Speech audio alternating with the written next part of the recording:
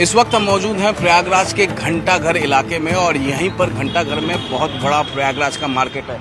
Market को मैं दिखा दूं तो देखिए यहाँ पर लगातार लोग खरीदारी करते हैं। यहीं पर हम जानते हैं लोगों का मूड क्या है। 2024 लोकसभा चुनाव के मद्देनजर इस बार मूड क्या कह रहा है?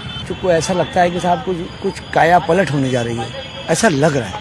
लड़ाई सिर्फ बीजेपी में और एनडीए में है। कुंवर साहब के जी जी जी और भी हमारे साथ यहाँ पर शख्स है। क्या नाम हुआ आपका? जी मोहम्मद सरताज कहते हैं। मोहम्मद साहब ये बताइए चुनावी मूड क्या कहता है इस बार? चुनावी मूड ये कहता है कि ये मेरे ख्याल से इस देश का आखिरी चुनाव होगा अगर परिवर्तन नहीं हुआ तो। मुसलमानों का जो 4% रिजर्वेशन भी है उसको भी समाप्त करके ओबीसी और SC ST में कर देंगे। हमारे ऊपर ऐसी निगाह कर दी जाती है कि जैसे हम इस देश के नहीं बल्कि हम दहशतगर्द हो जाते हैं। Thank you.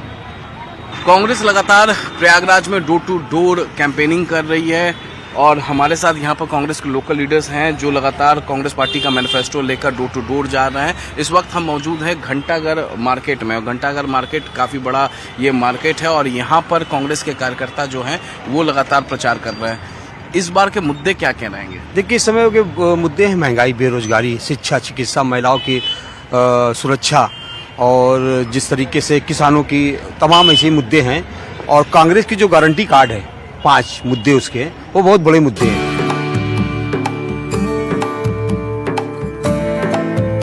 आप लोग कैसे कैंपेन कर रहे हैं?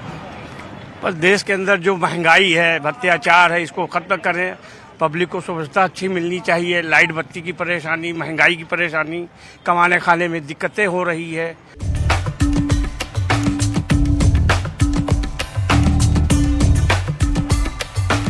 इस वक्त हम मौजूद हैं प्रयागराज के जॉर्ज टाउन इलाके में और हमारे साथ कई लोग यहाँ पर मौजूद हैं। सीधे हम इनसे बातचीत कर लेते हैं। किसकी लहर चल रही है इस बार? लहर तो केवल एक चल ही रही, उसको तो पूरा देश जान रहा है भाई साहब। केवल नरेंद्र मोदी जी की लहर चल रही है। मुद्दे क्या क्या हैं इस बार के चुनाव में प्रयागराज में खासतौर से बात करें? खासकर मुद्दे विकास। इस बार किसके तरफ है रुझान? इस बार भी हम लोग प्रवीण भाई की तरफ से हैं।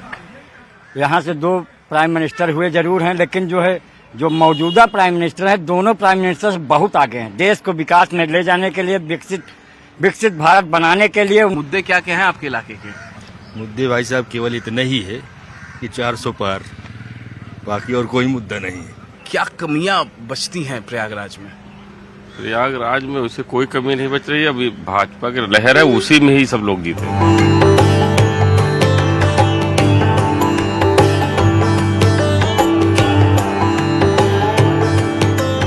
इस वक्त हम मौजूद हैं प्रयागराज के कटरा इलाके में। ये अल्पसंख्यक समुदाय का इलाका है और हम यहाँ पर पहुंचे हैं इनका मूड जानने के लिए कि इस बार का जो लोकसभा चुनाव है ये क्या सोचकर मतदान करने वाली हैं। क्या रहेगा जहन में मतदान करते हुए? मतदान जहन में ये रहेगा कि विकास किए हैं काफी मोदी जी ने और हमें राशन से लेकर के, लोन से लेकर के, रोजगार से लेकर सभी चीज की फैसिलिटी मिली है मोदी के राज में, जिसके इसलिए हम लोग उनका समर्थन करेंगे, मोदी जी का खुल करके।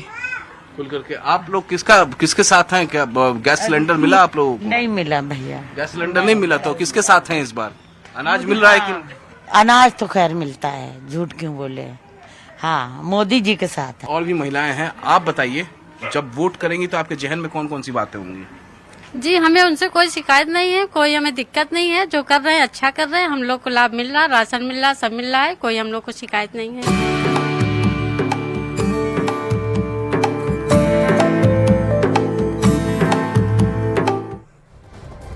तो हरियाणा की रोहतक सीट से कांग्रेस ने दीपेंद्र हुड्डा को मैदान में उतारा है। चुनाव प्रचार के बीच से दीपेंद्र हुड्डा से खास बातचीत हुई है, वो भी आपको दिखाते हैं।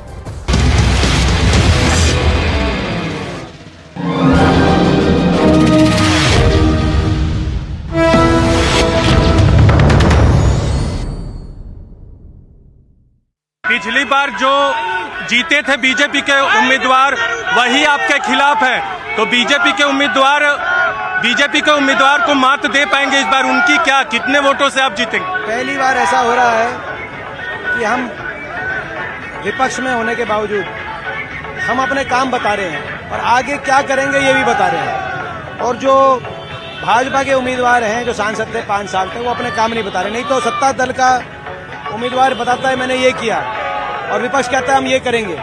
हम यहाँ बता रहे हैं कि जब हमारी सरकार, हमारे यहाँ से मैं सांसद था उस कार्यकाल में कांग्रेस की सरकार के समय, कि हमने ये किया, और वो तो अपना काम कुछ बता ही नहीं रहे। तो जो वो उम्मीदवार हैं, मैं समझता हूँ लोगों के बीच में आएगा ही नहीं और ना कुछ ज़्यादा कुछ काम लोगों का करा पाए।